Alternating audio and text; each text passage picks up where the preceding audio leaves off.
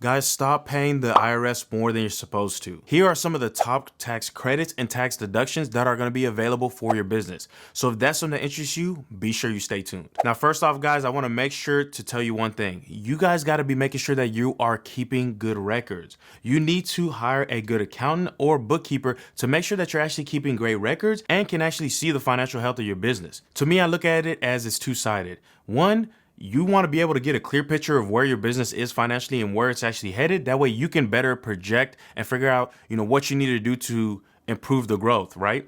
But on the other end, you also don't want to be in a situation where you're stressed when it comes to the end of the tax season, right? When it's time for you to file your taxes, now you're kind of stumbling around trying to figure out how do you go about making sure that your books are right, who do you reach out to, so on and so forth. Especially if you're someone who's been doing your books by yourself and you're actually bringing revenue into your business, you might want to look into outsourcing that. Right? You don't want to be, unless you truly enjoy it or you have a background in bookkeeping or accounting, then you might want to outsource that. That way other people can take care of that, right? Once you kind of get an idea how it works, it's always good to, push it off to somebody else who they might charge you, who knows, a couple $100s a month, but at least it's going to get taken care of well, and you're able to focus on what really matters in your business, right? Growth. Now, second, guys, this is just to give you an idea of what's out there. You should be speaking to your tax person for more information, okay? Now, if you haven't heard your tax accountant or your tax preparer mention any of these deductions or credits, then you might also want to get a second opinion, guys, all right? I'm not going to name no names, but it might just be that the guy don't know all that's going on in the business tax deduction world, okay? Now, the first one we're going to talk about is the QBI deduction, okay? That's going to be the Qualified Business Income Deduction. Now, this deduction lets business owners of pass-through entities be able to actually deduct up to 20% of their qualified business income. Now, guys, I recommend that you speak with a tax person to be sure that your business qualifies. I'll also link to an email list down below that we are pretty much setting up that if we get enough people, we'll either find a business tax person that we can interview live, or I'll hop on one-on-one calls with you guys and try to walk you through it all as much as I can, okay? Now, just to kind of give you guys a little backstory, I've been doing tax preparation for myself and others for about 6 years, okay? Pretty much took a break for about a year or so doing it with other people, but I've always been helping people, and I've done my books.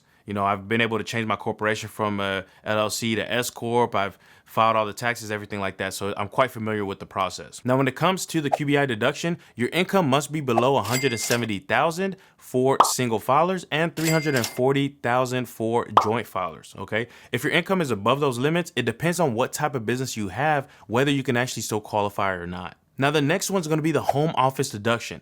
Now, the home office deduction allows you to deduct the business use of your home if a part of your home is used strictly for business purposes, okay? Now, the requirements to qualify is you need a regular and exclusive use, and it needs to be your principal place of business. So how does it work? Now, there's two methods you can use, right? There's a regular method and there's a more simple method. So today I'm going to touch on the simple method because obviously it's going to be a lot simpler to explain. If you think that you might qualify or get more value from the regular method or the more complex method, then that's whenever you want to bring in your tax preparer or get a tax preparer if you don't have one. Now, what you do is you calculate what the square footage of your home office space is. Now, they're going to give you an allotment of up to 300 square feet.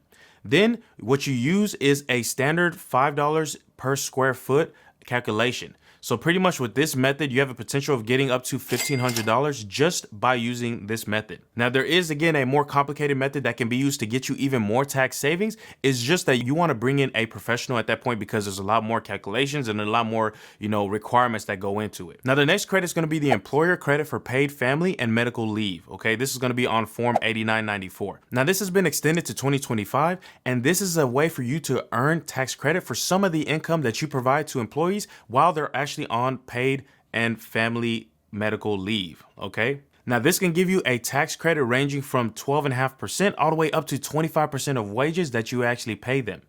But some of the requirements is you need to be giving your employees at least 2 weeks of paid family or medical leave annually.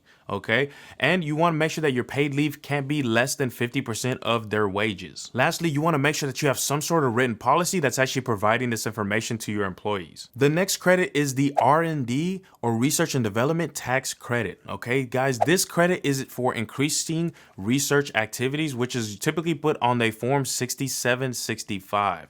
Now, the way this works is you subtract your qualifying R&D cost up to 10% from your tax bill. Now, if you have no income tax liability, businesses can also claim an R&D credit of up to $250,000 per year against their actual payroll taxes. So that's another way that you can benefit from this. Now, you guys know the IRS, and they're definitely going to try to make it a little complicated for you to sort this out, especially with a tax credit that's this good.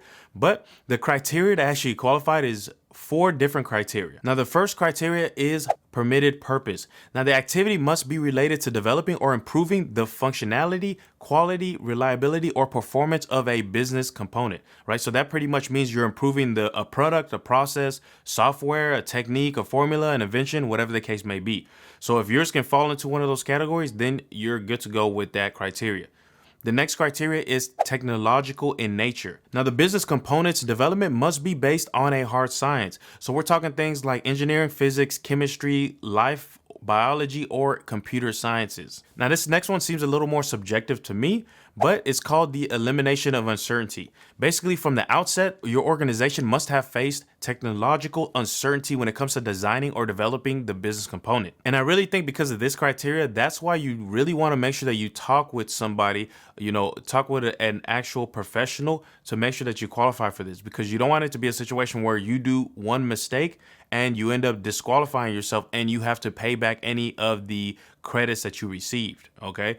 Now let's go ahead and jump into criteria 4, which is process of experimentation. Now, the way this works is your company must have evaluated multiple design alternatives or employed a systematic trial and error process to overcome the technological uncertainties. Now, that's complicated, but the gist is this. Now, most companies that test products employ engineers, engage in data science and data analysis, or even outsource product research can pretty much claim this credit.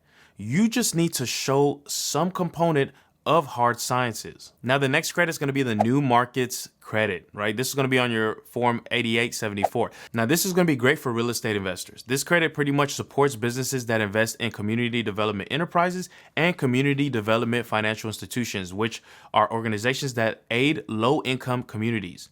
Example projects that qualify for the credit involve things like acquisition, renovation, or construction of a real estate in low-income areas. Now, I recommend you use the Treasury Department's tool to be able to allow you to find CDEs and CDFIs near you. And I'll link to that down below so you can check it out. Now, thanks for watching, guys. Be sure you hit the subscribe button down below. Also, make sure you comment down below what other tax questions or tax style videos you'd like to see me shoot here in the future. Okay? Now, besides that, I appreciate y'all watching, and I'll see you at the next one. Peace.